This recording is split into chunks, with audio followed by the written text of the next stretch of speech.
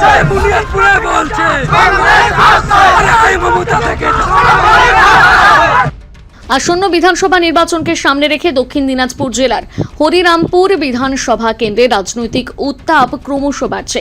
শনিবার কংগ্রেসের প্রার্থী হিসেবে নমিনেশন পত্র জমা দিলেন বিতর্কিত নেতা শুভাশিস পাল ওরফে সোনা পাল। এদিন বুনিয়াদপুর চত্বরে একটি বর্ণাঢ্য মিছিলের আয়োজন করা হয়। মিছিলের মধ্য দিয়ে তিনি গঙ্গারামপুর মহকুমার শাসকের দপ্তরে পৌঁছে আনুষ্ঠানিকভাবে নিজের নমিনেশন পত্র জমা দেন। তার সঙ্গে কংগ্রেসের একাধিক নেতা এবং কর্মী উপস্থিত ছিলেন। রাজনৈতিক মহলের মতে এবার হরিরামপুর বিধানসভা কেন্দ্রের লড়াই হতে চলেছে হাই ভোল্টেজ। তৃণমূল কংগ্রেসের হয়ে প্রতিদ্বন্দ্বিতা করছেন অভিজ্ঞ নেতা বিপ্লব মিত্র, যিনি ইতিমধ্যে এলাকার শক্তিশালী সংগঠন গড়ে তুলেছেন। উল্লেখযোগ্যভাবে শুভাশিস পালের রাজনৈতিক যাত্রা নিয়ে রয়েছে নানা বিতর্ক।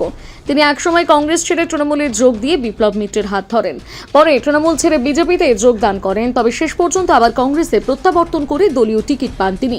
নমিনেশন জমা দেওয়ার পর সাংবাদিকদের মুখোমুখি হয়ে শুভাশিস পাল তৃণমূল প্রার্থী বিপ্লব মিত্রের বিরুদ্ধে সরব হন এবং একাধিক ইস্যুতে তীব্র সমালোচনা করেন।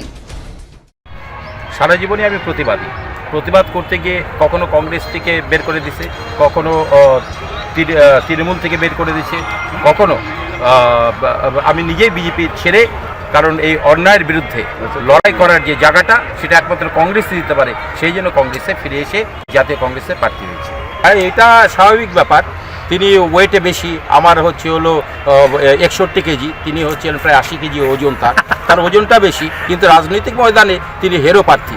তিনি বারবার হেরেছেন, হারতে হারতে তিনি জাতীয় রেকর্ডও করে ফেলছেন এবং তিনি যতবারই জিতছেন আমার হাত দিয়ে, আমাদের কংগ্রেস কর্মীর হাত দিয়েই তিনি জিতে এসেছেন। তাকে প্রার্থী হিসাবে আমরা সুযোগ্য মনে করি না এবং তিনি হরিরামপুর বিধানসভা ক্ষেত্রে মানুষ তাকে প্রত্যাখ্যান করেছে, মানে 3 নম্বরে তিনি বিলংস করবেন। আমি মানুষের সাথে, আমি শোনা মানুষের কানে, হাতে, পায়ে, নখে সবখানে আমি আছি। আমার কোনো এক্সট্রা কোনো পরিচয় নেই। বুনিয়াদপুর থেকে বিশেষ প্রতিবেদন, নিউজ টুডে।